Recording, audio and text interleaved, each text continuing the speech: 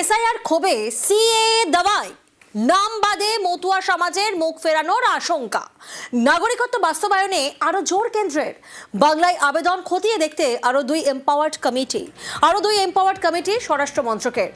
20 ফেব্রুয়ারি গঠিত কমিটির সঙ্গে সামঞ্জস্য রেখে কাজ। আগেই আমলা গোয়েন্দা কর্তাদের একটি বিশেষ কমিটি গঠন।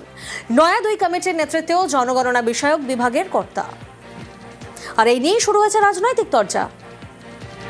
সিএতে প্রায় 90,000-এর কাছাকাছি অ্যাপ্লিকেশন করেছে। ম্যাক্সিমাম এদের সিএতে আগামী দিনে নাগরিকত্ব পেয়ে যাবে, কারো চিন্তার কোনো কারণ নেই। মাননীয় স্বরাষ্ট্রমন্ত্রী অমিত শাহজি পরিষ্কার এবং স্পষ্ট করে বলে দিয়েছেন, একজন উদ্বাস্তুকেও আমরা ছাড়বো না, তাদের সবার নাম ধরবো। মমতা বন্দ্যোপাধ্যায়ের কথায় এবং তৃণমূল কংগ্রেসের কথায় বিভ্রান্ত হয়ে অনেকে ভয়ে ফর্ম ফিল আপ করেনি। এখন বুঝতে পারছে যে বড় ভুল হয়ে গেছে, এখন সবাই শেষের দিকে দৌড়চ্ছে। মতুয়ারা জানে, মতুয়ারা নিশ্চিন্তে আছে যে নরেন্দ্র মোদী আছে তাদের জন্য। বিজেপি হিন্দুদের কথা ভাবে আর হিন্দুরা বিজেপির কথা ভাবে।